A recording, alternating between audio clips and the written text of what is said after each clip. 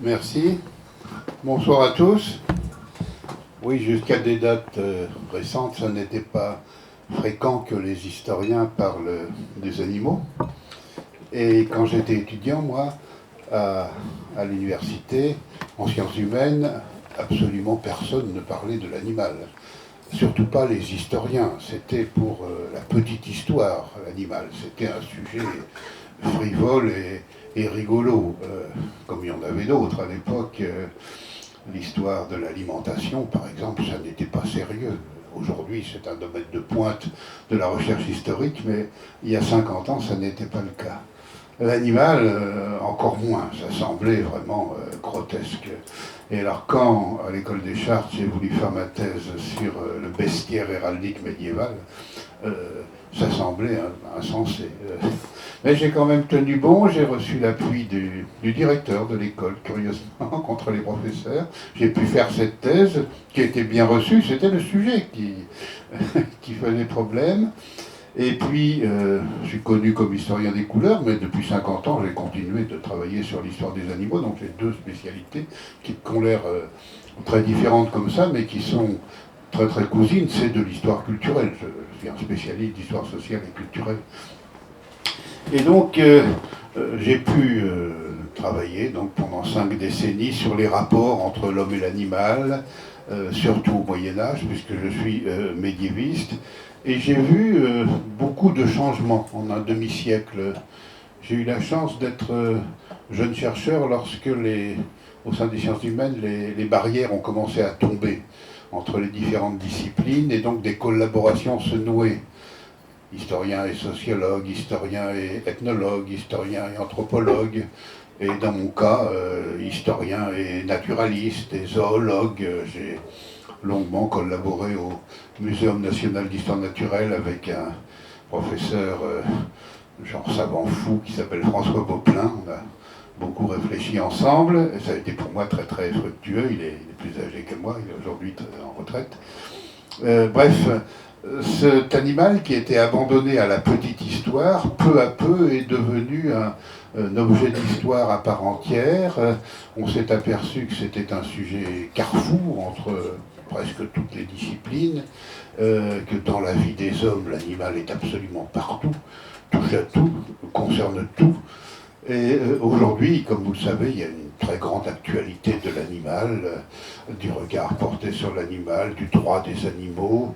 Il y a 2 ans, il y a 3 ans, le sujet principal de l'agrégation de philosophie, c'était les rapports entre l'homme et les animaux. C'était impensable il y a 50 ans.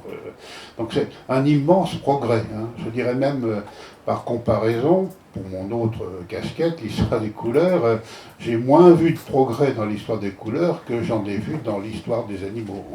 Un demi-siècle maintenant que je suis un vieux chercheur.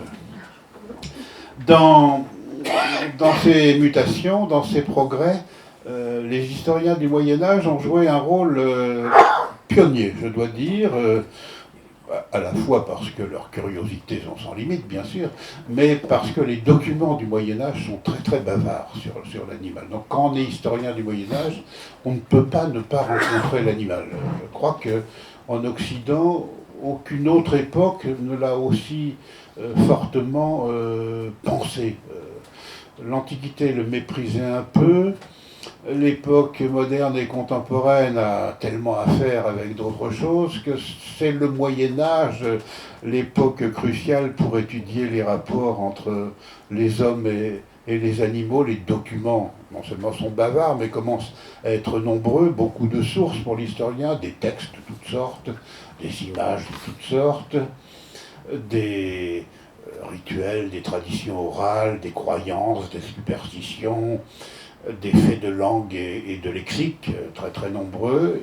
Et puis j'ai vu la naissance d'une discipline qui n'existait pas quand j'étais étudiant, et qui aujourd'hui rend pas mal de services, l'archéozoologie, c'est-à-dire l'étude des restes animaux que l'on trouve dans le sol.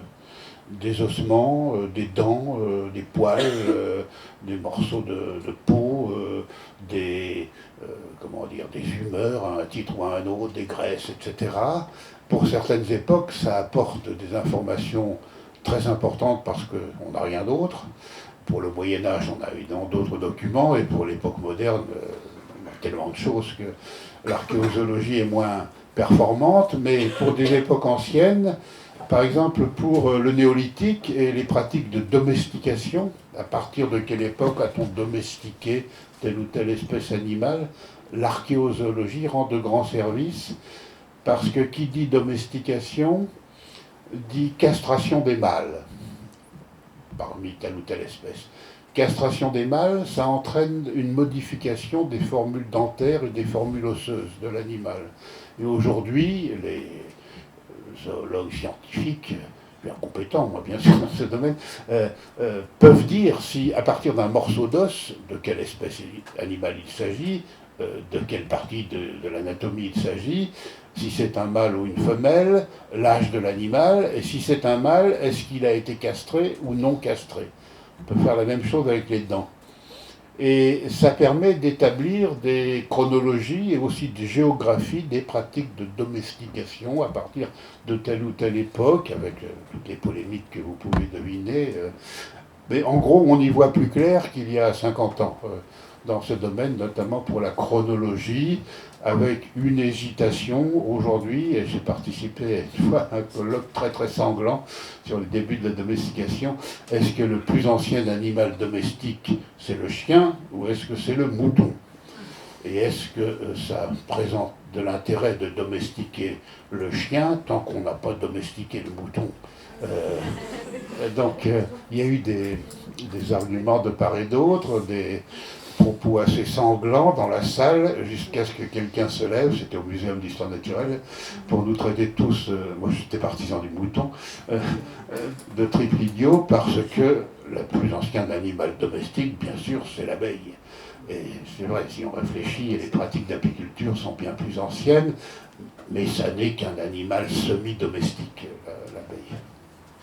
Donc naissance d'une discipline nouvelle, l'archéozoologie, qui n'est pas sans danger non plus, parce que pour le Moyen-Âge, par exemple, j'ai dû affronter un certain nombre d'archéozoologues.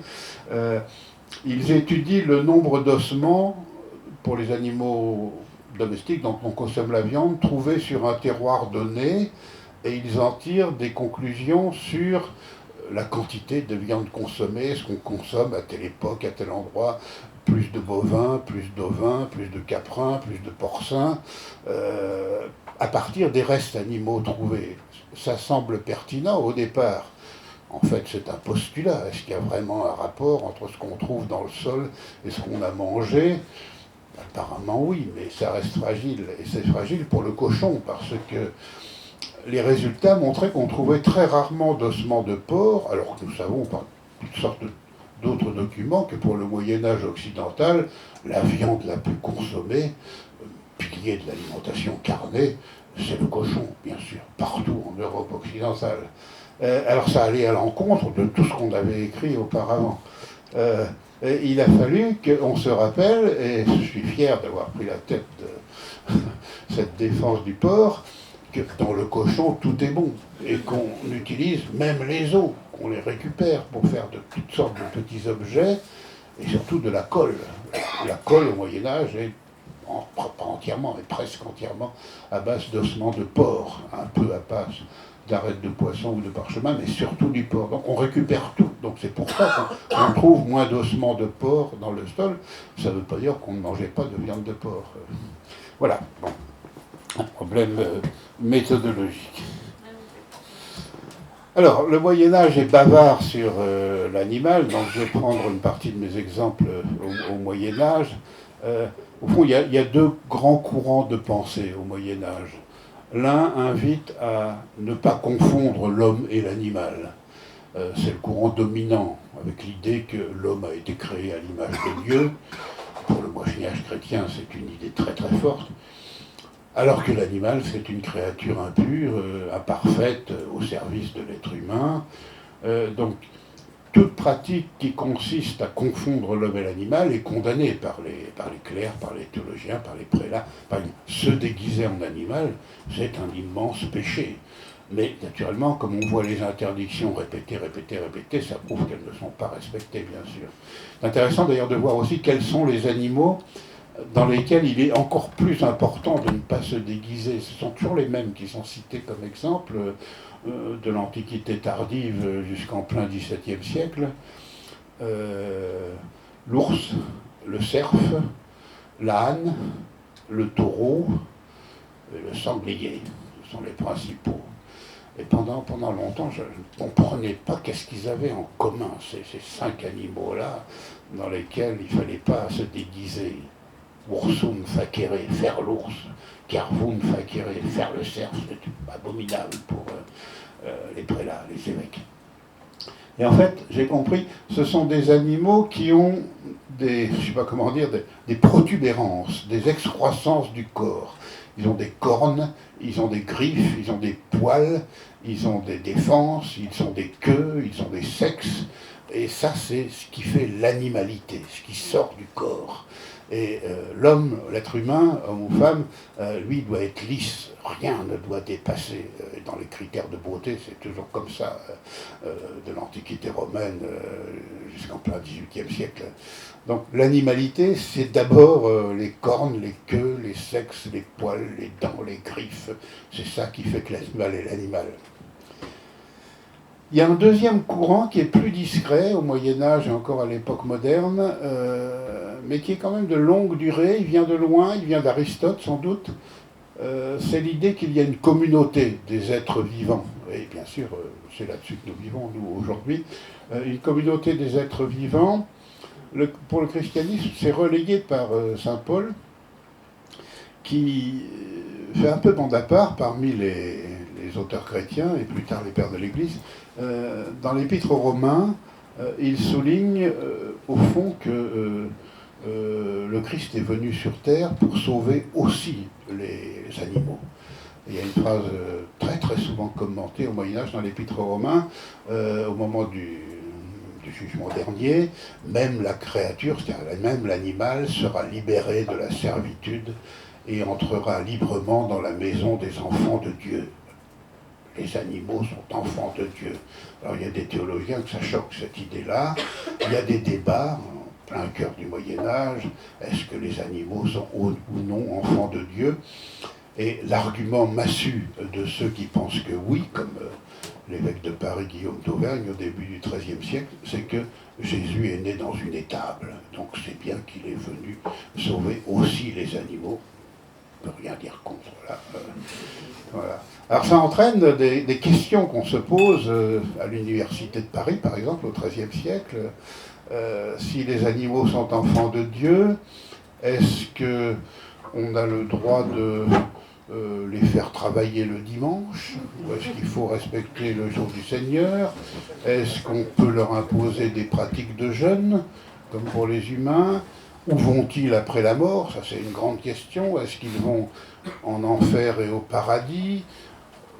Si oui, est-ce que c'est le même enfer et le même paradis que pour les humains? Ou un enfer et un paradis spéciaux pour animaux? Pour chaque espèce animale, on en débat, vous voyez. Donc, au fond, ça implique une proximité entre l'humain et l'animal beaucoup plus grande que par la suite, et surtout qu'aujourd'hui. Donc il y a ces deux grands courants. Quand on est historien, pour le Moyen-Âge comme pour les autres époques, l'immense danger, c'est l'anachronisme. C'est-à-dire de projeter sans précaution aucune dans le passé nos savoirs d'aujourd'hui, nos sensibilités d'aujourd'hui, nos morales d'aujourd'hui. Quand j'étais étudiant, et même encore il y a 20 ou 30 ans, c'était accepté pour tout le monde et compris par tout le monde. Bien sûr, le passé, c'est pas le présent. Aujourd'hui, c'est en train de foutre le camp, cette différence. Et en tant que vieil historien, je suis un peu inquiet de voir que maintenant, à peu près dans tous les domaines, on juge le passé à l'aune des critères, des systèmes de valeurs, des connaissances du présent, oubliant que tout ce qui fait que notre présent et notre présent fera sourire ou rire aux larmes nos successeurs dans quelques siècles, notamment nos connaissances, hein, qui ne sont pas des vérités, mais des étapes dans l'histoire des connaissances, bien sûr.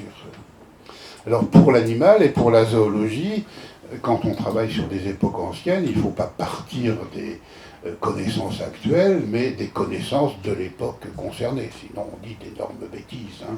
D'autant que, je le répète, nos connaissances ne sont pas des vérités, mais elles vont continuer à évoluer, se compléter. Et tout ce que croient les plus grands zoologues aujourd'hui, ça fera sourire les grands zoologues dans 3 ou 5 siècles, bien sûr. Il y a des différences de classification. Il y a des notions qui sont inconnues dans l'Antiquité, au Moyen-Âge, et encore à l'époque moderne. Mammifère, par exemple, c'est un concept qui émerge vraiment au XVIIIe siècle. On ne le connaît pas, on ne s'en sert pas avant pour classer les animaux.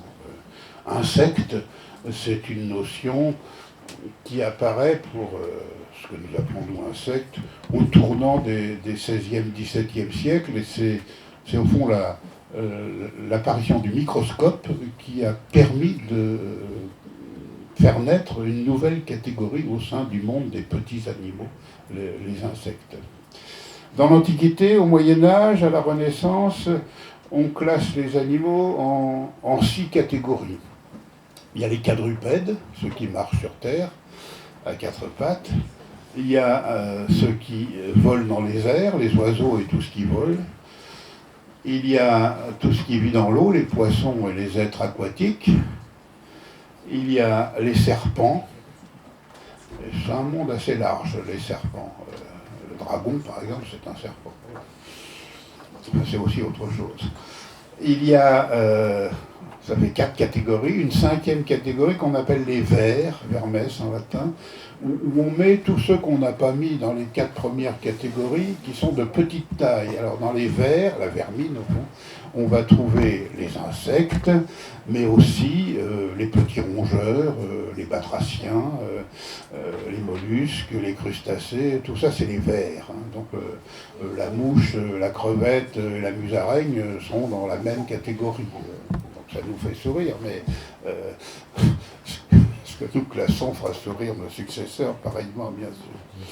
Et puis il y a les monstres. Et alors les monstres, ce sont pas exactement ce qu'on appelle monstre, nous, aujourd'hui.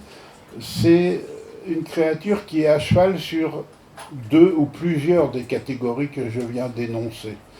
Par exemple, la sirène, elle est mi-animale, mi-humaine, c'est un monstre. Le griffon, il a un avant-corps d'aigle et un arrière-train de lion, donc il est à cheval sur oiseaux et quadrupèdes, c'est un monstre. Le dragon, dont j'ai dit qu'il était serpent, j'ai exagéré, en fait, il est à cheval sur 3 catégories. Il a une queue de serpent, c'est vrai, mais il a un corps de quadrupède et des ailes d'oiseau ou de chauve-souris, donc il est à cheval sur 3 catégories. C'est un monstre.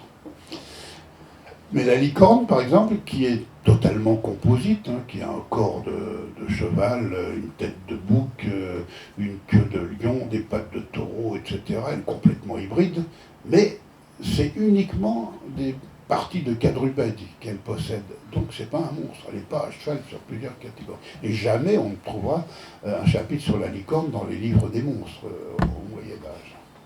Donc il faut relativiser nos classifications, nos catégories. Il faut aussi périodiser.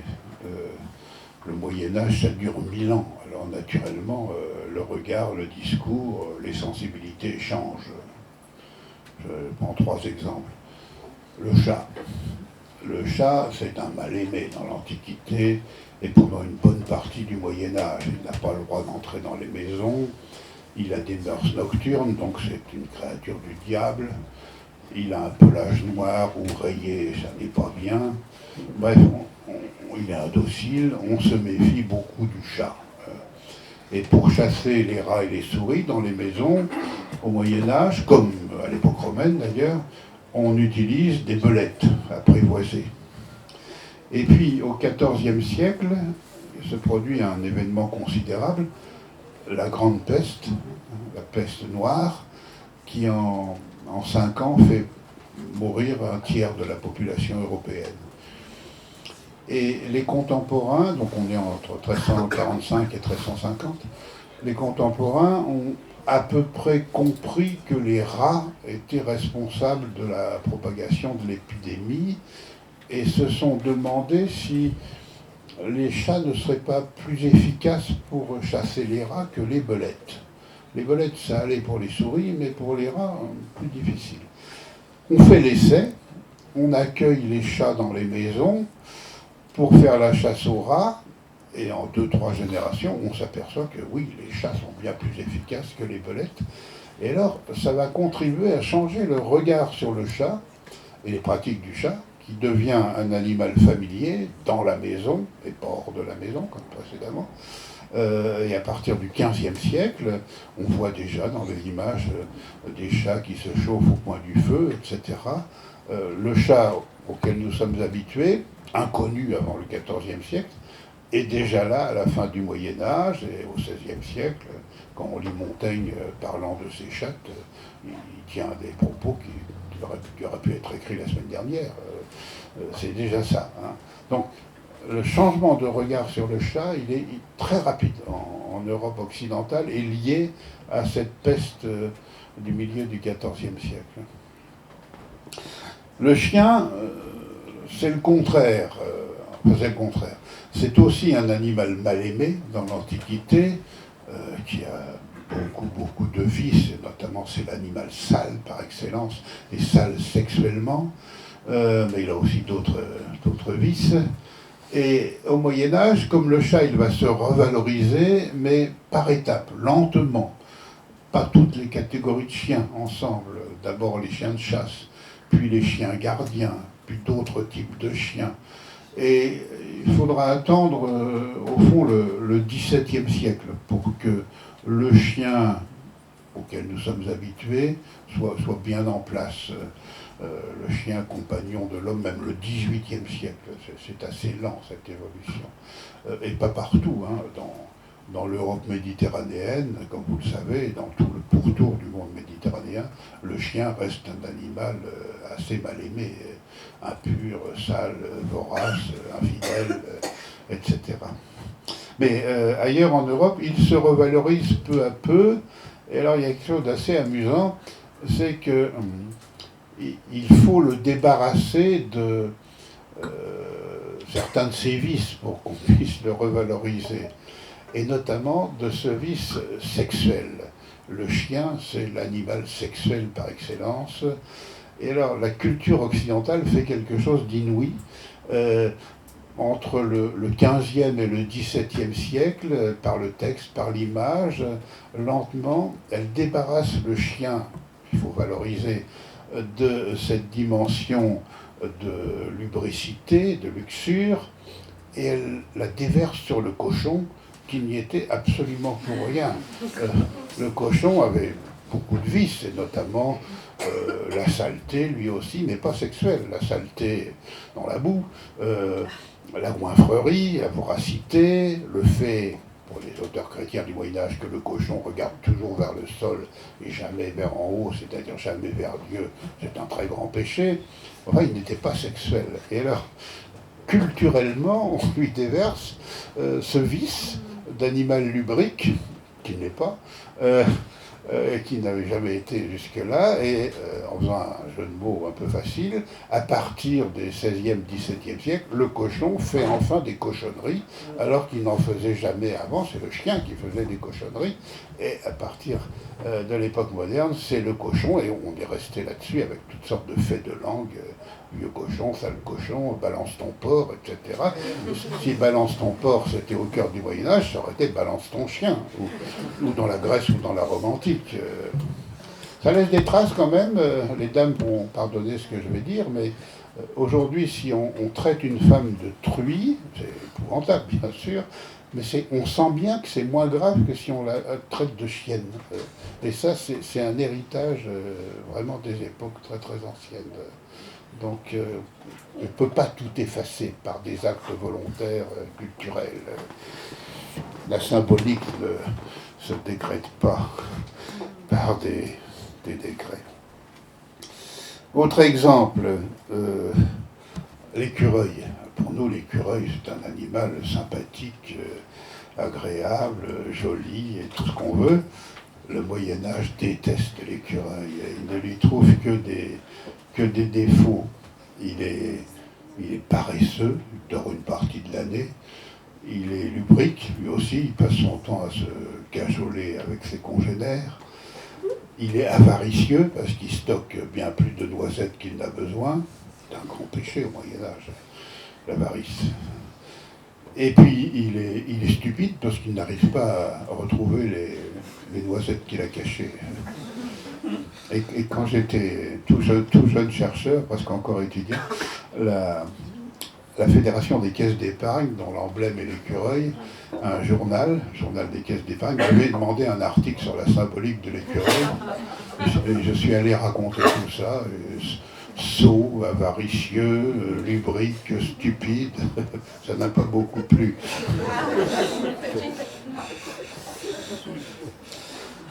Autre anachronisme à ne pas commettre, ce sont dans les catégories d'opposition. Pour les sociétés anciennes, Antiquité, Moyen-Âge et encore époque moderne, sauvage domestique par exemple, ça ne fonctionne pas comme aujourd'hui. Aujourd'hui, on considère, les zoologues, les éthologues considèrent qu'un animal est domestique quand c'est l'être humain qui maîtrise sa reproduction. C'est ça, un animal domestique. Dans les sociétés anciennes, un animal domestique, c'est un animal qui vit dans la domus, la maison, ou autour de la maison. C'est ça, un animal domestique. Animalia domestica. Et ça veut dire que sont domestiques des animaux qui, pour nous, ne le sont pas. Sont domestiques tous les animaux de la ferme, bien sûr, le chien et le chat à partir d'une certaine époque, mais sont domestiques déjà pour les Romains, le renard, qui est là autour de la maison et dans le poulailler surtout, le corbeau, qui est sans doute l'animal qui connaît le mieux l'être humain, parce qu'il est toujours là à l'observer, le merle, la pie, la souris, la taupe, tout ça, ce sont des animaux domestiques parce qu'ils sont autour de la maison, dans la fréquentation de l'homme ou de la femme au quotidien. Donc, grande différence de définition. Indigène, exotique, là aussi, ça ne marche pas tout à fait comme aujourd'hui. Sont indigènes des animaux qui ne sont pas présents physiquement sur le sol européen, mais qui occupent une telle place dans les mentalités qu'ils ne sont pas vraiment exotiques. Le cas le plus important, c'est le lion, bien sûr. Il n'y a pas de lion présent physiquement dans les campagnes européennes. Il n'y en avait même pas dans l'Antiquité grecque et romaine, en Europe. Mais on connaît bien le lion, on en importe, on en voit dans des ménageries, il y a des montreurs de lions, il y a des fosses aux lions au Moyen-Âge, et surtout, dans n'importe quelle église, le lion est représenté, sculpté, peint, il est raconté, il est présent dans les textes bibliques, il est commenté pendant le sermon, on fait toutes sortes de comparaisons, donc il fait partie de la vie quotidienne. Absolument. Donc, ça n'est pas un animal exotique, au sens d'animal un peu lointain. L'éléphant, on connaît assez bien l'éléphant au Moyen-Âge, c'est déjà un degré moindre. Il n'est pas aussi familier que le lion, mais on sait bien ce qu'est un éléphant. On en voit quelquefois. L'éléphant de Charlemagne, c'est pas une légende, il a bien existé. Le sultan Haroun el-Rachid a bien offert à Charlemagne un éléphant qui est arrivé à Gênes et qui a remonté à pied jusqu'à Aix-la-Chapelle. On a des documents, on sait qu'il s'est noyé dans le Rhin. Surtout un autre éléphant est bien connu, c'est celui de Saint-Louis. Quand Saint-Louis revient de sa première croisade malheureuse, le sultan d'Égypte lui offre un éléphant qui arrive à Paris à l'automne 1254. Et Saint-Louis déteste les animaux, il a peur des animaux. Il s'empresse d'offrir cet éléphant à son beau-frère, le roi d'Angleterre, et on a par chance pas mal de documents sur le trajet de l'éléphant de Paris à Londres. Naturellement, les foules venaient le voir. À Beauvais, l'évêque de Beauvais est venu le bénir et il lui a offert une capa magnam, une grande cape contre la pluie, et on a encore le prix de la cape. À Calais, ça a été l'émeute pour voir l'éléphant qui allait s'embarquer. Et une fois arrivé à Londres, les bourgeois de Londres ont offert de payer la maison de l'éléphant près de la tour de Londres et sa nourriture quotidienne. Et on sait que cet éléphant, qui a vécu assez longtemps, donc au milieu du XIIIe siècle, se baignait tous les jours dans la Tamise et qu'il avait pour compagnon de bain un ours blanc qu'avait offert le roi de Norvège au roi d'Angleterre, qui était surnommé Piscator, et que les deux animaux, prétendument, s'amusaient ensemble dans la Tamise. Donc, un éléphant, on sait ce que c'est. En revanche, hippopotame ou girafe, ça, ce sont vraiment des animaux exotiques. Et quand on lit les bestiaires et les encyclopédies au chapitre de l'hippopotame ou de la girafe, les Romains avaient des vues un peu plus claires, mais les auteurs du Moyen-Âge, non, l'hippopotame, un mystère, c'est un cheval de mer, comme disent, un cheval de rivière, La girafe, enfin, foule le sol de l'Europe à la fin du XVe siècle. À Florence, Laurent le Magnifique reçoit en cadeau une girafe. Et alors on vient de partout pour admirer la girafe. Et dans les arts plastiques, on voit pendant 5 ans, il y a un thème de la girafe qui, dans la peinture murale, dans la céramique, dans l'enluminure, prend place et elle est observée au naturel, cette girafe. Donc le dessin de la girafe est fortement corrigé par rapport à ce qu'on pensait précédemment. À Sienne, il y a même un quartier qui reçoit le nom du quartier de la girafe, parce qu'elle a été montrée à Sienne. Et dans la course du Palio, d'ailleurs, je fais une parenthèse, la fameuse course du Palio, depuis le XVIe siècle, le quartier le plus souvent vainqueur, c'est le quartier de la girafe. Aussi bien en juillet qu'en août, puisque la course a lieu 2 fois. Et puis surtout, la différence entre animal réel et animal imaginaire, évidemment, ne fonctionne pas comme pour nous. Des animaux qui, pour nous, sont de fiction, ne le sont pas au Moyen-Âge. Et ça dépend à quelle époque au Moyen-Âge. La sirène, par exemple, on cesse d'y croire assez tôt. Au XIIIe siècle, je crois qu'il n'y a plus personne qui pense que les sirènes existent. Mais on croit encore au dragon. Il faut attendre la fin du Moyen-Âge. On a peur du dragon au Moyen-Âge. On n'a pas peur du loup, mais on a peur du dragon. Puis à la fin du Moyen-Âge, dans les manuels et traités de zoologie du XVIe siècle, par exemple, le chapitre sur le dragon, en général, a disparu ou est présenté comme douteux. Mais la licorne, on y croit. Alors là, on va y croire jusqu'à des dates assez avancées, tout au long du XVIe siècle. À la fin du XVIe siècle, un médecin prestigieux, Ambroise Paré, qui est un chirurgien immense, qui a laissé son nom à un très grand nombre d'hôpitaux, aujourd'hui, il écrit un traité de la licorne. Alors, il n'y croit pas. Enfin, on croit qu'il n'y croit pas. Il argumente pour des personnes n'en a jamais vu. Les représentations sont très contradictoires. Les apothicaires sont des escrocs qui vendent des morceaux de cornes de licorne qui prétendument guérissent tout, ou même de l'eau licornée, c'est-à-dire de l'eau dans laquelle a baigné un peu de poudre de cornes de licorne. On en voit encore en plein 19e siècle. Bon, c'est de l'escroquerie pour Ambroise Paré, donc on se dit, bah oui, à conclure que la licorne n'existe pas. Puis les dernières pages de son livre sont traitées sur la licorne, mais la Bible en parle à 7 reprises. Si la Bible en parle, c'est bien que l'animal existe. Et le livre se termine comme ça. La Bible, c'est quand même plus important que n'importe quelle observation de type zoologique ou d'histoire naturelle.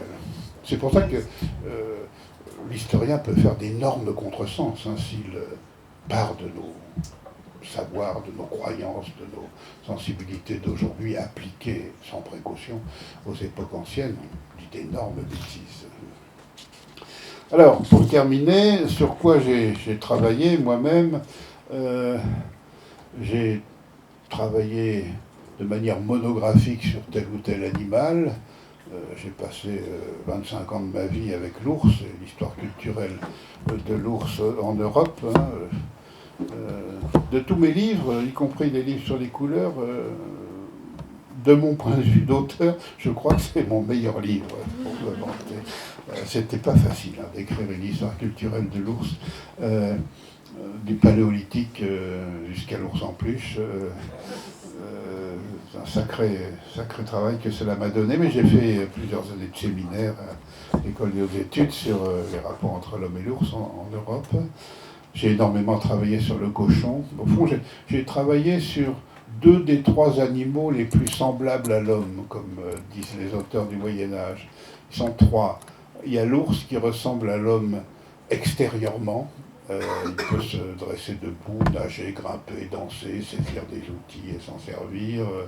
Si on lui enlève sa peau, le cadavre de l'ours ressemble à un cadavre d'être humain.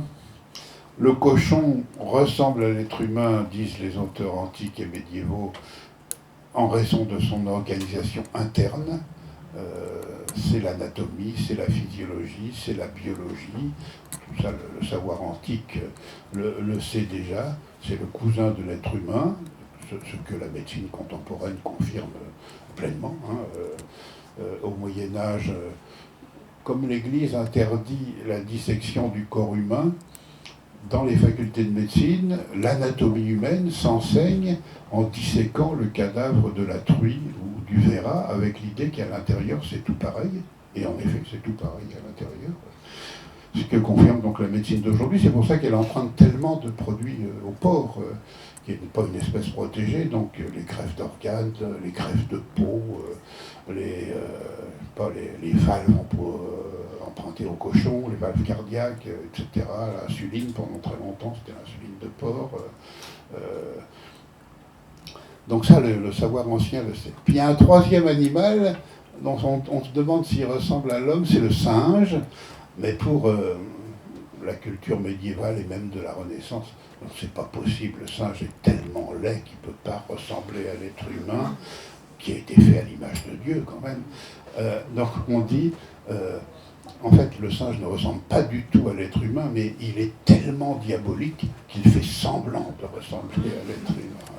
Il faudra attendre le XVIIIe siècle pour que on reprenne cette idée qu'il y a éventuellement une sorte de cousinage des apparences avant que Darwin arrive au XIXe siècle. Donc moi j'ai travaillé sur quelques animaux comme cela. Depuis 50 ans j'accumule des notes sur l'histoire culturelle du corbeau. Je suis dans la situation de l'historien écrasé par sa documentation. Le corbeau, c'est absolument fascinant. C'est non seulement l'oiseau, mais l'animal vénéré des sociétés anciennes, les Romains, les Grecs, les Germains, les Celtes, les Slaves. C'est l'animal vedette, c'est l'animal qui sait tout, c'est l'animal qui voit tout, c'est le fondateur du monde, etc. Le christianisme part en guerre contre le corbeau, qui est créature du diable, c'est le 2e animal mentionné par la Bible dans l'histoire du déluge, et il s'est très mal comporté, le corbeau. Il n'est pas venu dire à Noé que les eaux du déluge s'étaient retirées, il a préféré manger des cadavres. Bref, le christianisme déteste le corbeau, donc une guerre au corbeau qui dure plus de 1000 ans. Quand j'étais enfant dans les campagnes de la France de l'Ouest, les paysans s'amusaient aussi à tuer des corbeaux qui étaient classés nuisibles. Mais aujourd'hui, le corbeau prend sa revanche. Depuis une trentaine d'années, toutes les expériences conduites sur l'intelligence animale montrent que le premier de la classe, c'est le corbeau. Il est au niveau des grands singes et parfois on avance sur les grands singes dans les tests d'intelligence, ce que les auteurs de l'Antiquité grecque et romaine disaient déjà. Pline dit que c'est l'animal le plus intelligent. Ça se confirme aujourd'hui. Donc c'est un sacré morceau, le corbeau. Voilà, j'ai travaillé aussi sur l'histoire des ménageries. Les ménageries, les zoos, il y en a à toute époque, ce sont toujours des signes de pouvoir. Un roi, un prince, un évêque, une ville, une abbaye doit avoir une ménagerie et mettre en scène le monde animal. Et évidemment, la composition de la ménagerie, qui change d'une époque à l'autre, c'est de l'histoire culturelle. Même l'Arche de Noé, une espèce de ménagerie, et l'histoire de l'Arche de Noé, c'est fascinant parce que l'histoire iconographique, les artistes et les imagiers, ils ne peuvent pas mettre tous les animaux dans l'Arche. Donc pour l'historien, c'est très intéressant de voir à telle ou telle époque, quels sont les animaux que l'on représente dans l'Arche de Noé, à l'époque paléochrétienne, au cœur du Moyen-Âge, au XVIIe siècle, aujourd'hui dans le livre pour enfants. Ça varie beaucoup et c'est de l'histoire culturelle. Je n'ai pas tellement travaillé sur la chasse, c'est pas un domaine qui m'a beaucoup attiré, mais j'ai travaillé aussi et surtout sur les procès faits aux animaux. C'est l'exemple même du type de dossier qui faisait ricaner nos prédécesseurs. C'était la petite histoire, comment nos sécrétins du Moyen-Âge conduisaient des porcs au tribunal. En fait, pas seulement médiéval, on l'a fait du XIIIe jusqu'au XVIIe siècle, avec l'idée que certains animaux dits supérieurs étaient capables de distinguer le bien et le mal. Et en fait, 9 fois sur 10, c'était des cochons qui étaient conduits au tribunal pour crimes et délits. Ils avaient au mieux piller une boutique, ravager un cimetière, déterrer les cadavres, et au pire renverser un enfant coupable d'infanticide, voire d'homicide, et commencer à manger le cadavre. Et on les conduit au tribunal, donc il y a deux raisons. Ils sont tellement nombreux en ville comme à la campagne, les porcs sont vagabonds et jouent le rôle d'éboueurs. Alors il y en a partout et ils occasionnent des accidents, bien sûr. À Naples encore, en 1930, les autorités municipales demandent qu'on interdise la divagation des porcs, mais ça continue. Et puis, comme c'est le cousin de l'être humain, il y a l'idée qu'ils sont capables de comprendre ce qu'est le bien et le mal. Donc, on a un certain nombre de procès, plus ou moins bien documentés, entre le XIIIe et le milieu du XIIIe siècle et le début du XVIIe siècle, avec évidemment des pratiques qui nous font sourire. Donc, j'ai pas mal travaillé sur ces dossiers-là, qui sont au contraire absolument passionnant pour ce qui concerne l'anthropologie historique. Et grande différence par rapport à nous, pour les porcs comme pour d'autres animaux, le propriétaire n'est jamais responsable, c'est l'animal. Quelquefois, quand un cheval, un taureau ou un porc a tué un enfant, on demande au propriétaire de l'animal de faire un pèlerinage pour la sauvegarde de l'âme de l'enfant, mais c'est tout. C'est l'animal qui est conduit au tribunal, et quelquefois on a des archives, donc il faut garder l'animal le temps du procès, il faut payer ses gardiens, il faut le nourrir, donc on sait de quoi on parle. Et puis il a un avocat, un défendeur, comme on dit, qui peut être efficace, et montrer que l'animal est innocent. S'il est coupable, en général, il est pendu puis brûlé en 2 temps. Donc la peine, et ses cendres sont jetées au vent. Quelquefois, ça c'est passionnant, quand on n'a pas pu attraper l'animal coupable, il y a 2 façons de faire. Soit on prend un animal de la même espèce, donc une truie s'est sauvée qui avait tué un enfant, on prend une autre truie, elle est jugée, elle est actrice le temps du procès, mais même si elle est coupable, déclarée coupable, elle n'est pas exécutée, puisque ça n'est qu'une actrice, elle remplace la vraie coupable. Mais il faut le rituel judiciaire. Ou bien on prend une image de truie ou une image de taureau, un mannequin en quelque sorte, et c'est lui qui est jugé et naturellement pendu et brûlé. Là, il est en paille ou il est en bois. Voilà, c'est le rituel de la bonne justice. Ces procès sont moins fréquents qu'on croit. J'en avais recensé pour l'Europe occidentale environ 300 sur 4 siècles. Ça n'est pas tellement. Et il y a une géographie à faire. Il y a des zones où ils sont plus nombreux que d'autres. Tout le croissant alpin, là, c'est très riche. C'est assez fascinant de voir d'ailleurs quand on fait la cartographie de la sorcellerie, qui est une affaire peu médiévale. La sorcellerie, c'est surtout une affaire de l'époque moderne. C'est le croissant alpin aussi, là où il y a le plus de procès faits aux sorciers et aux sorcières. Voilà, je suis bavard, donc je m'arrête et puis vous me poserez des questions pour la suite. Je termine quand même pour dire qu'au fil de mes recherches, au fil des années, avec François Poplin du Muséum, qui lui est zoologue et vétérinaire, nous nous sommes arrivés à l'idée que du point de vue de l'histoire culturelle, chaque société avait ce que nous appelons un bestiaire central, c'est-à-dire une liste assez courte d'animaux qui jouent un rôle plus important que tous les autres du point de vue de l'histoire culturelle, c'est-à-dire de l'histoire de l'imaginaire, des croyances, des représentations, des emblèmes, des symboles, des faits de langue, etc. C'est ça l'histoire culturelle. Et dans chaque société, il y a un petit groupe d'animaux. Alors on a essayé de faire la liste. On a conclu que les domestiques jouaient un rôle quand même moindre, surtout si on travaille sur les époques anciennes. Pour l'instant, on est arrivé à 10. Enfin, on a fait 2 groupes. Le premier sans les domestiques que des sauvages.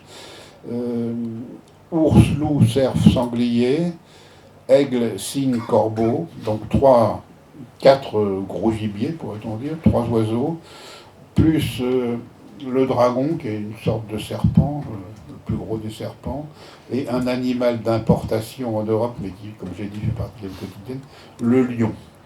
Puis dans un deuxième groupe, il faudrait ajouter le chien, le cheval, le coq, voilà, pourtant le taureau, le renard, l'âne, le mouton peut-être, voilà. Je m'arrête. Merci de m'avoir écouté.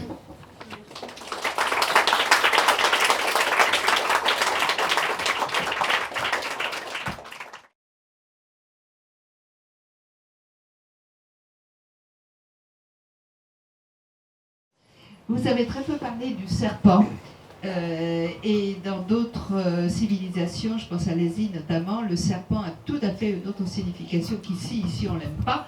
Et en Asie, on le vénère. Vous avez une réponse à ça? Oui, comme je l'ai dit plusieurs fois, je ne parle que de l'Europe, parce que je considère que l'histoire culturelle, qu'elle soit celle des couleurs ou celle des animaux, c'est d'abord de l'histoire sociale, et que pour bien en parler, il faut connaître les sociétés concernées. L'historien que je suis ne peut pas connaître toutes les sociétés de la planète, je dirais des bêtises énormes, et je n'ai pas vocation à... Je lis les travaux des autres, mais je ne les compile pas. Donc, ce qui m'intéresse, ce sont mes propres recherches. Donc, elles portent sur l'Europe occidentale, dans la durée longue. C'est déjà un énorme morceau. Donc, c'est ce dont je vous ai parlé aujourd'hui, comme la dernière fois d'ailleurs. Et le serpent, en effet, n'est pas une des vedettes du bestiaire central, sauf sous la forme du dragon, qui, pour les auteurs antiques, médiévaux et modernes, est pensé comme non pas le roi des serpents, qui est le basilic, mais le plus grand des serpents. Il a une queue serpentiforme. Et du point de vue symbolique, il n'y a pas de bon serpent en Occident. Tous les serpents sont négatifs, et notamment à cause de la Genèse, à cause de la Bible. C'est le premier animal nommé par la Bible, et c'est le pire de tous. C'est lui qui entraîne la chute tout de suite. On entre dans le vif du sujet. Donc c'est un animal totalement négatif. Alors qu'en effet, dans d'autres cultures, il y a le serpent, symbole de savoir, de sagesse, de prudence, etc., etc. Il y a, pour les couleurs comme pour les animaux, il n'y a pas d'universaux. Tout est culturel, parfois même étroitement culturel. Alors le comparatisme est intéressant, bien sûr, même fructueux, à condition de ne pas s'obséder sur les ressemblances. C'est toujours comme ça qu'on fait du comparatisme. Quelques gouttes de ressemblance captivent l'attention, puis l'océan des différences, on l'oublie du point de vue de l'histoire culturelle. Mais évidemment, je lis ce qui s'écrit sur d'autres sociétés africaines, asiatiques, amérindiennes, avec les phénomènes d'acculturation qui existent aussi, pas le nier, notamment du côté de la symbolique animale. Vous parliez du lion en disant qu'il n'en avait pas eu en Europe, et il m'avait semblé que justement l'Antiquité grecque, il y en avait quelques-uns, notamment en Grèce. Je ne sais pas, est-ce que vous pourriez revenir un petit peu sur le sujet? Oui, c'est-à-dire que je pense à la Grèce européenne, mais c'est vrai que si on parle de la Grèce antique, il y a tout un morceau de la Grèce qui est en Asie mineure et qui, l'Anatolie par exemple, c'est une terre de lions. Alors on n'est pas en Europe par rapport à notre géographie d'aujourd'hui, Mais on est en Grèce au 5e ou 4e siècle avant notre ère, bien sûr. Et puis pour les jeux du cirque, les Romains font venir quantité de lions, surtout de Numidie. Donc on est habitué à voir des lions. Mais des lions indigènes en Europe occidentale, il n'y en a jamais eu. Même en remontant au Paléolithique et à des époques antérieures, les fameux lions des cavernes, on n'est pas du tout sûr qu'il y en ait eu sur les territoires qui correspondent à l'Europe actuelle.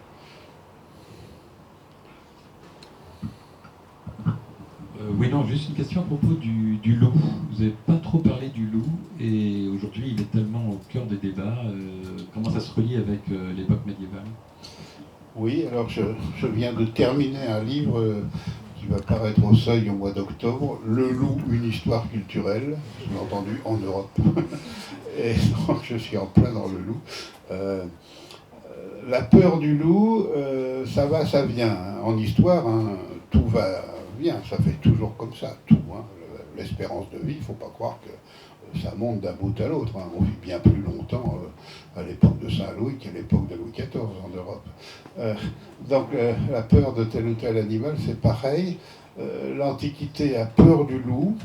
Le Haut Moyen-Âge a encore peur du loup. Le Moyen-Âge central n'a plus du tout peur du loup. Hein. Dans le roman de Renard, le loup, c'est un animal complètement ridicule qui fait peur à personne. Puis cette peur du loup revient à la fin du Moyen-Âge et dure jusqu'au XIXe siècle. Hein, dans les campagnes, c'est terrible.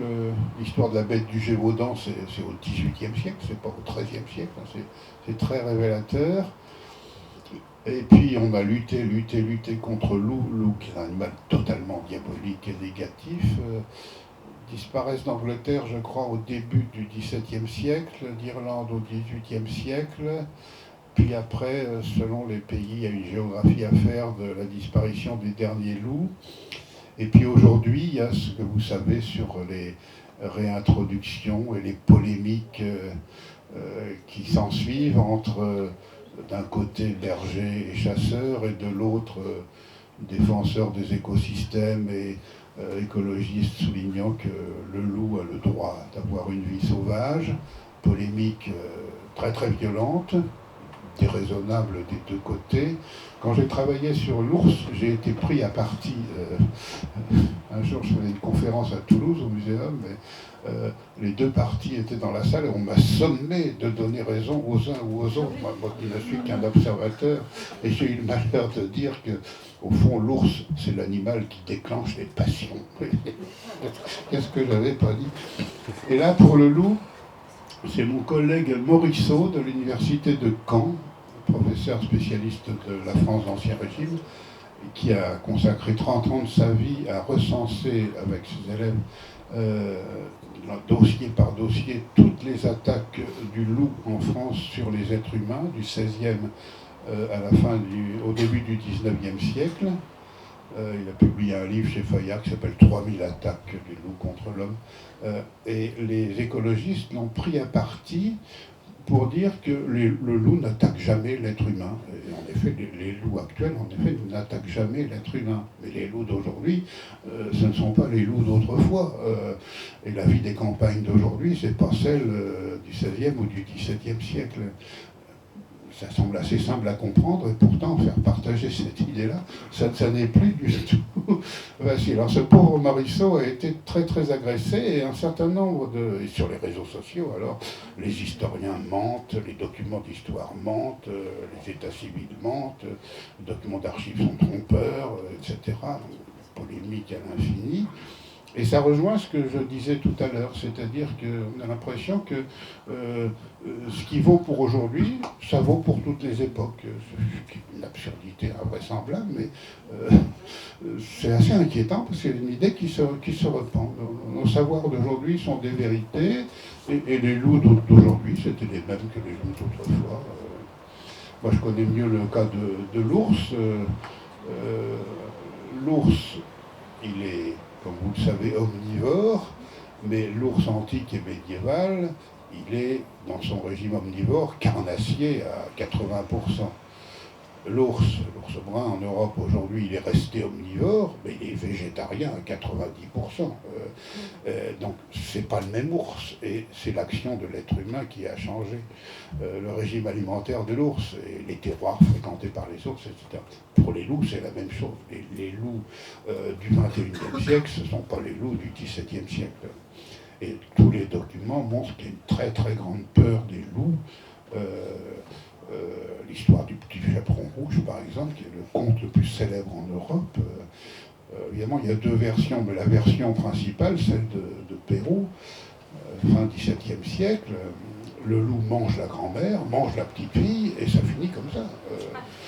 Et les frères Grimm ont ajouté une fin qui ne s'imposait pas. Un gentil chasseur arrive, tue le loup, ouvre le ventre du loup, et la grand-mère et la petite fille sortent bien vivantes. Mais non, c'est l'autre qui est le vrai document d'histoire. Et la bête du Gévaudan et d'autres bêtes, cousines de la bête du Gévaudan, il y en a eu partout en Europe. Donc il y a une actualité du loup, vous avez raison, et il y a une place immense du loup dans l'histoire culturelle de l'Europe. Je crois que les trois vedettes sont le corbeau, l'ours et le loup en Europe, du point de vue de la longue durée. Une question. Moi, après, j'aurais une question sur le loup-garou. J'ai deux petites questions. Si le cheval et la licorne étaient une couleur, quelle serait leur couleur? Et l'autre, c'est si vous deviez composer un bestiaire contemporain en Europe, aujourd'hui, même si vous êtes historien, lequel vous composeriez à partir de quels animaux et pourquoi? Donc la licorne est blanche. Tous les documents, les symboles de pureté, elle a un pelage blanc. Quelquefois, on raconte qu'elle a une tête rouge et un corps blanc, les auteurs antiques notamment. Sa corne est blanche et ainsi de suite. Pour les chevaux, la robe peut prendre des couleurs très très variées. Ce qui est intéressant d'ailleurs, c'est que assez tôt, on utilise un vocabulaire chromatique particulier pour décrire la robe des chevaux, déjà dans les romans de chevalerie médiévaux, comme sur les hippodromes aujourd'hui, avec un vocabulaire de spécialistes, qui est un moyen d'ailleurs d'éloigner les profanes qui ne connaissent pas, qui sont des crétins, qui ne savent pas ce que c'est qu'une robe Alzan, Aubert, Liard, Ferrand, etc., etc. Il y a un lexique très très très diversifié qui est passionnant. Mais du point de vue symbolique, il y a le cheval noir, il y a le cheval blanc. Et en général, le cheval blanc, c'est le cheval monté par les rois, par les princes. Le cheval noir peut être plus inquiétant, puis le cheval bai, alezan, brun, à titre ou un autre, j'aime moins bien. Moi, j'aime les chevaux gris, alors... Mais donc, vous avez raison, ce sont deux animaux qui entretiennent avec la couleur des rapports intéressants. Et puis, si j'avais à construire le bestiaire d'aujourd'hui, évidemment, toujours plus difficile aujourd'hui, parce qu'on n'a pas le recul. Ensuite, tout part dans tous les sens et tout fonctionne non plus par aire culturelle, mais par milieu et même micro-milieu. Donc, l'observateur a beaucoup de mal. Mais il faudrait intégrer des animaux domestiques qui sont même plus des animaux, comme le chien et le chat. Il faudrait prendre le cheval, et puis je pense qu'un moyen méthodologique de procéder, ce serait de prendre le bestiaire des livres pour enfants et le bestiaire des jouets en peluche. Et avec ça, on créerait un certain nombre de vedettes.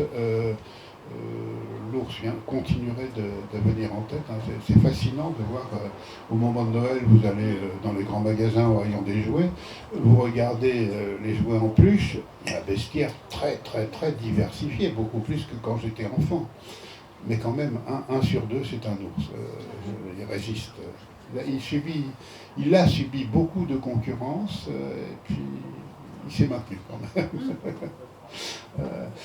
Donc voilà, et puis il faudrait intégrer des créatures fantastiques, je ne sais pas, Harry Potter par exemple, remis la licorne au bout du jour, qui est par excellence aujourd'hui l'animal de, je ne sais pas comment on dit, l'heroic fantasy, de la fiction disneyisée, Harry Potterisée, etc. etc.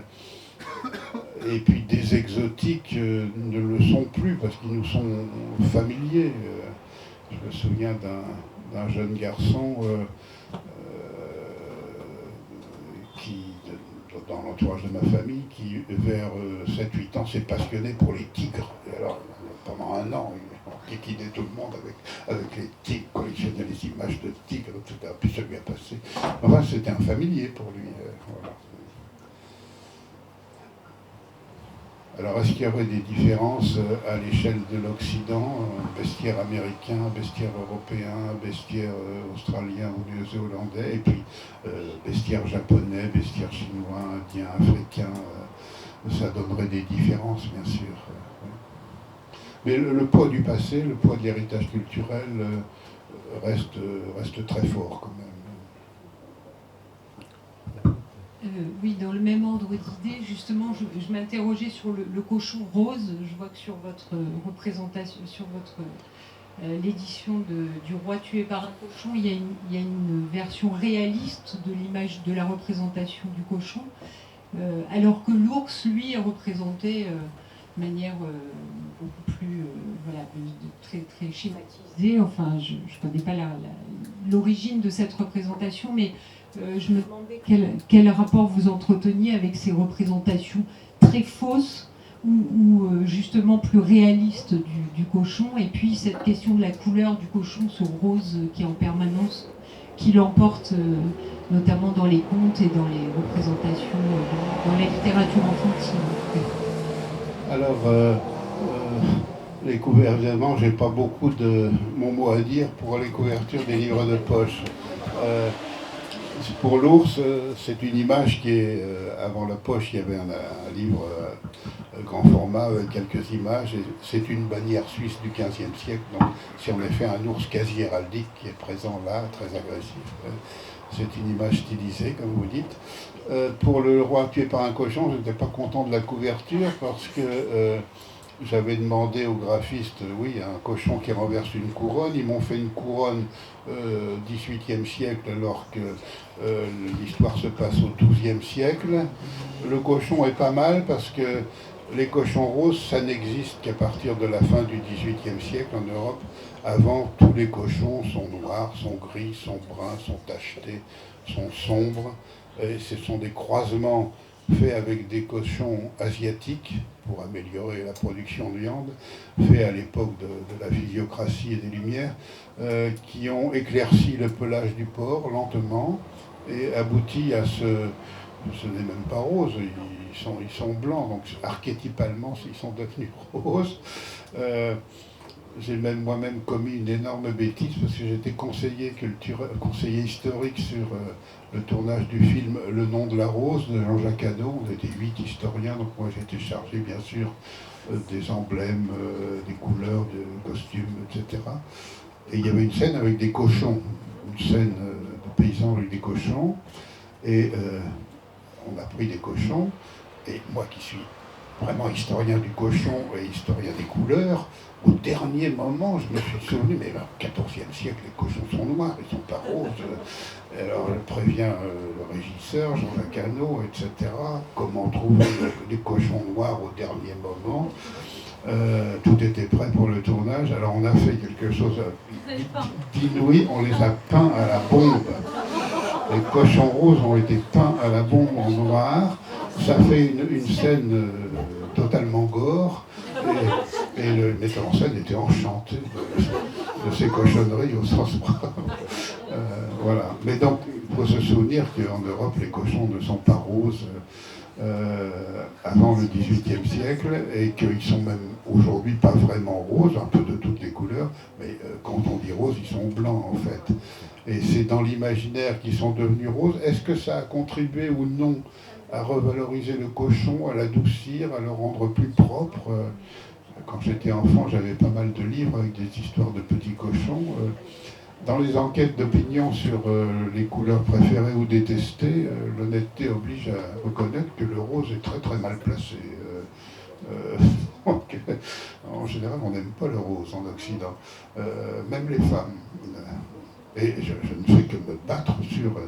Il y a un discours comme quoi les petites filles aiment le rose, mais c'est complètement faux quand on fait dans les écoles des statistiques sur l'attirance des filles ou des garçons pour telle ou telle couleur. Les petites filles n'aiment pas du tout le rose.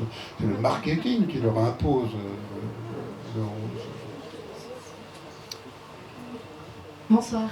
Vous avez commencé votre conférence en parlant des progrès par rapport aux droits des animaux. Et comment pensez-vous que notre rapport aux animaux va évoluer dans les prochaines années ou décennies? Je suis spécialiste du passé, hein, donc dire l'avenir, ça m'est difficile, ça met en jeu beaucoup de paramètres, de disciplines. Il y a une cause animale aujourd'hui, ce n'était pas le cas il y a 50 ans. Au cours de l'histoire, il y a eu des mouvements de va-et-vient dans ce qu'on pourrait appeler la sensibilité des êtres humains pour les animaux. Le Moyen-Âge qui conduit les animaux au tribunal, certains animaux, au fond, c'est une proximité, une sensibilité pour le monde animal qui s'arrête au XVIIe siècle. Là, c'est le contraire. Alors, le XVIIe siècle est terrible pour les animaux, surtout les animaux de la ferme, avec l'idée que les animaux sont nés hors du péché originel. Or, comme c'est le péché originel qui fait souffrir les humains, les animaux ne sont pas concernés, ils ne souffrent pas, donc on peut leur faire n'importe quoi, y compris les torturer. C'est la théorie des animaux-machines. Les animaux sont de pures machines.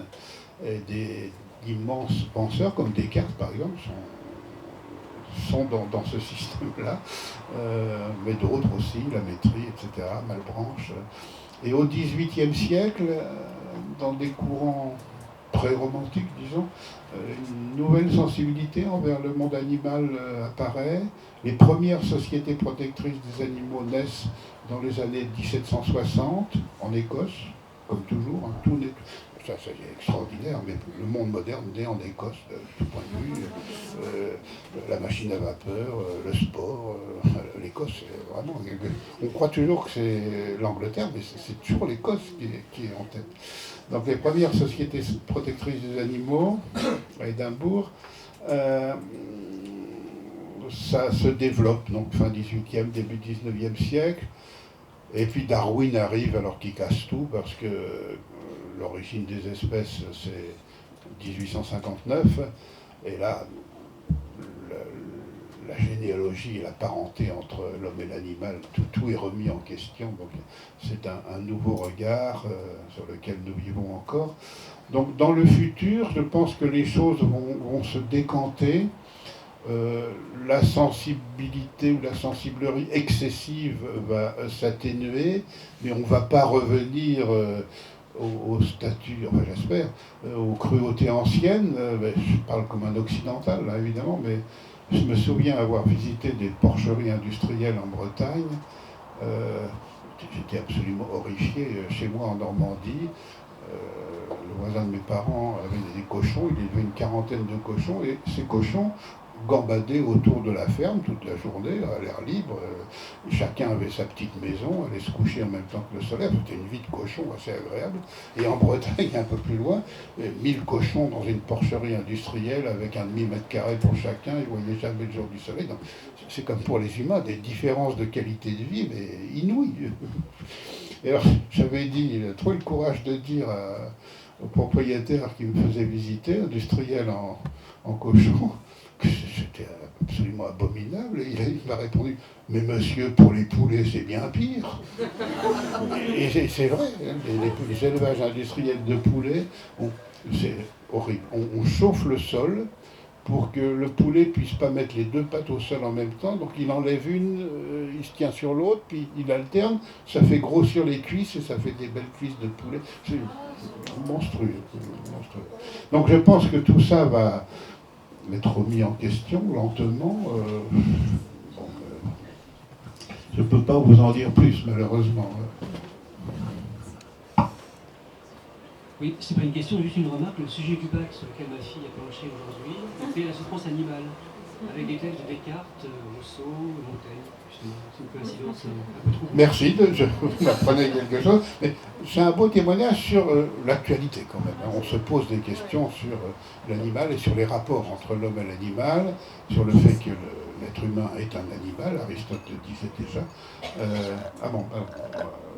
Ça ne peut que me réjouir, et donc des jeunes ont l'occasion d'avoir un dossier et de réfléchir sur ces questions qui ont varié donc, au cours de l'histoire. En plus, il y a animal et animal. On a parfois de la sensibilité pour des animaux qui sont des mammifères en général, et puis on en a moins pour les poissons et pas du tout pour le corail. Le corail, c'est une matière animale, si je puis dire, ou même les vers de terre, les insectes, etc. Je crois que le drame des abeilles va aussi entraîner des conséquences quand même qui sont de type catastrophique. Il va inviter à réfléchir quand même. Mais c'est lent, c'est lourd. Puis, comme toujours en histoire, il y a des mouvements de balancier. Donc, une fois que le balancier est allé très loin d'un côté, il repart dans l'autre sens. C'est toujours comme ça.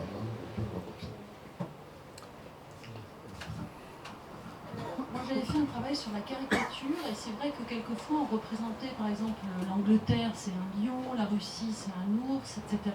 Ça vient d'où? Est-ce que c'est l'héraldique? Et pourquoi est-ce qu'on choisit, en fait, le lion pour l'Angleterre? Est-ce qu'il y a une symbolique, en fait, derrière, ou pas du tout? Oui, il y a une symbolique, sauf que symbolique, c'est un mot très très large qui recouvre beaucoup de choses. Ces pratiques-là existent déjà dans l'Antiquité gréco-romaine, et même dans la Bible, on a des témoignages de peuples ennemis d'Israël qui sont associés à tel ou tel animal. Donc il y a un passé lointain, mais l'héraldique qui apparaît au XIIe siècle et qui emblématise par des figures animales, végétales ou géométriques les royaumes et les principautés et leurs dynastes, jouent un rôle d'accélérateur. Et donc dans les guerres des emblèmes animaux de la fin du Moyen-Âge et encore du XVIIe et du XVIIIe siècle, ça vient soit de l'héraldique, soit de traditions métaphoriques. La Russie assimilée à l'ours, le tsar il n'a pas d'ours dans ses armoiries, mais par tradition la Russie c'est l'ours. La Suisse c'est l'ours aussi, parce que dans les armoiries de Berne, il y a un ours. Il y a même des ours vivants à Berne, encore aujourd'hui, sont le totem de la ville. Donc il y a le lion, qui est un léopard en fait britannique, mais les Britanniques ne veulent plus dire léopard, qui est un mot tabou, ils disent lion. Et le coq français semble bien faible.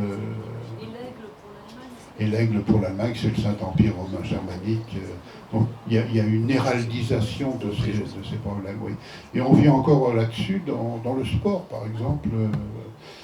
Il y a des pays où c'est plus vivant que d'autres. Dans toute l'Europe du Nord, on est encore très héraldique.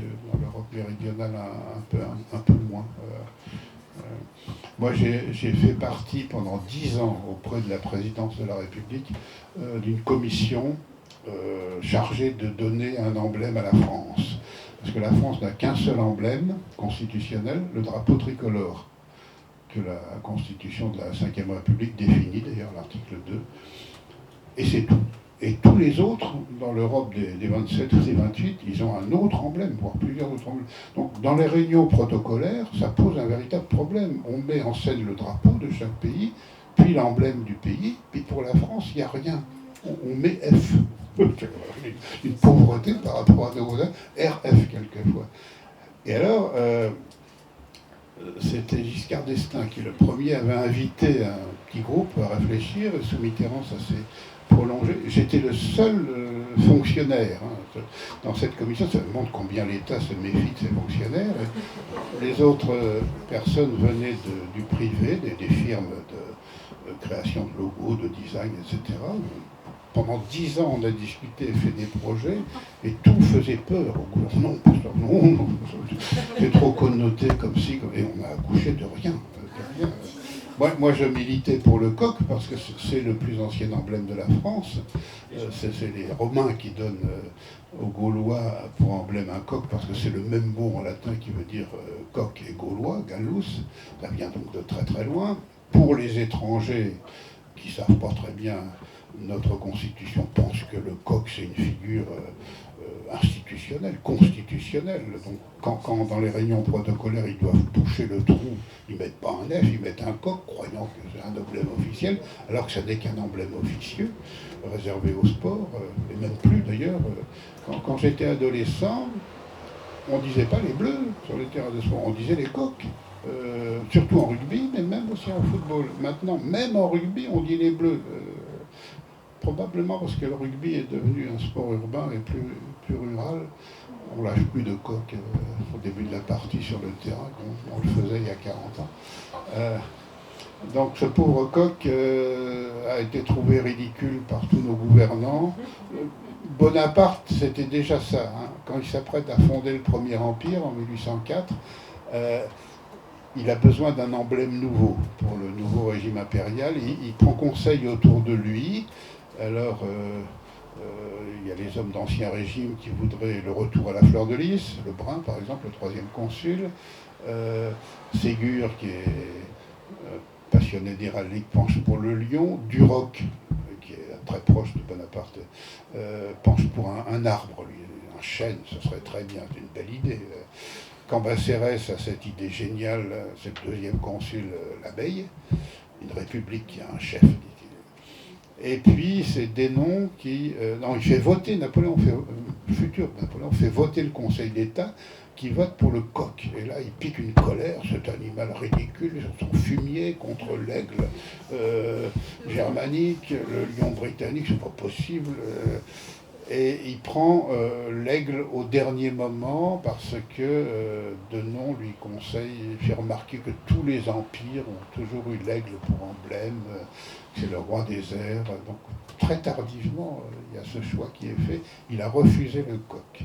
Comme nos présidents de la République, au moins 3 successifs, ont refusé le coq, trouvant cet oiseau ridicule, alors que le coq a vaillamment combattu pendant les 2 guerres mondiales. Voilà, on en est là. La France n'a toujours pas d'emblème. La France, c'est quand même un pays qui ne veut jamais rien faire comme les autres. Hein. C'était déjà comme ça au Moyen-Âge. Ah oui, en matière d'emblématique, de sacre, de mise en scène du paraître, d'étiquette, rien comme les autres. C'est la France, pas comme les autres, et qui donne des leçons au monde entier, c'est pas neuf. Hein. Ça vient de très très loin. C'est l'historien qui vous le dit. En politique, il y a des pays comme les États-Unis où le Parti démocrate, je crois, c'est un âne, c'est ça? Un éléphant. L'âne et l'éléphant, oui. Vous savez pourquoi ou d'où ça vient? Je n'ai jamais trouvé d'explication claire. On voit à peu près quand ça émerge, et il y a toutes sortes d'hypothèses, mais les Américains eux-mêmes n'en étaient obligés à retrouver qu'ils ne savent pas. Et c'est intéressant parce que c'est pareil pour les drapeaux.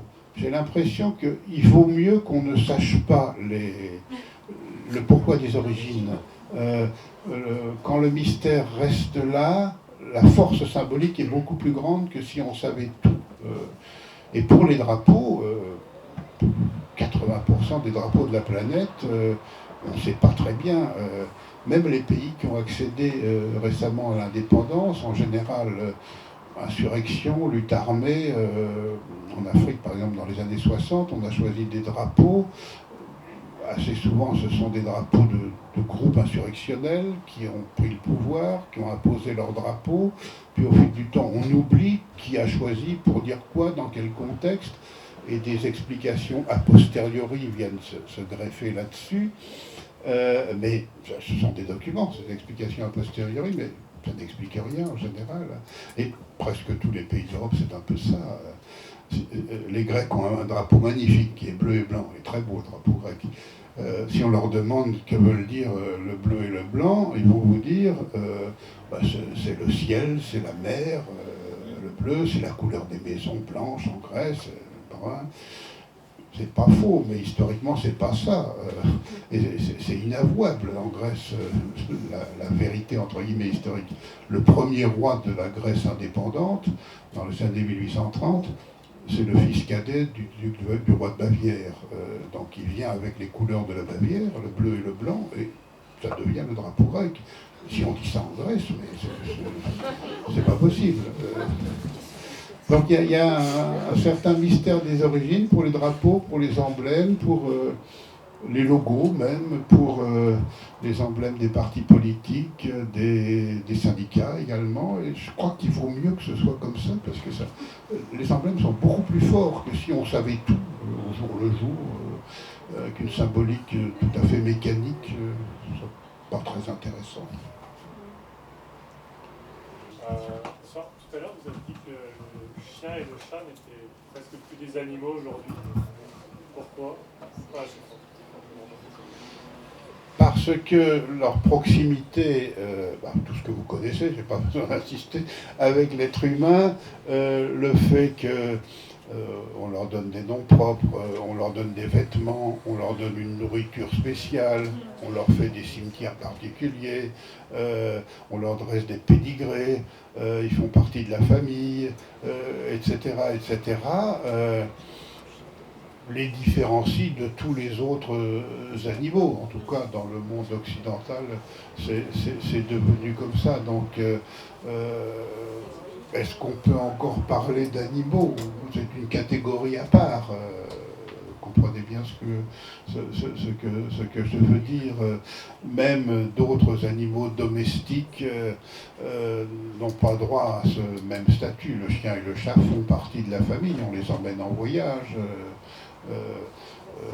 On les met pas au chenil ou au chanil, comme on dit maintenant, très volontiers. Il y a une médecine particulière pour ces animaux-là qui enrichit les vétérinaires, etc., etc. Je ne fais que décrire, je ne dis pas que c'est mal ou c'est bien. Dans ma famille, il y a toujours eu des chats, par exemple, quand j'étais enfant. Chez nous, en Normandie, on a eu très longtemps un gros chat noir qui s'appelait Dimitri. Et le fermier voisin, chaque fois qu'il croisait notre chat, faisait le signe de croix. C'est pas possible, un chat noir. Et c'était jusque dans les années 80. On ne se rend pas compte des différences. Cet homme en Normandie, fermier, qui est mort dans les années 90, il avait une ferme à 80 km de la mer, il est mort, il n'a jamais vu la mer. Jamais. Il disait toujours qu'il allait voir la mer, et ses enfants ont fait le tour du monde. Donc voilà, je crois que c'est devenu une catégorie à part, avec des boutiques particulières. Pour chiens et chats, on en voit des jouets pour chiens et chats.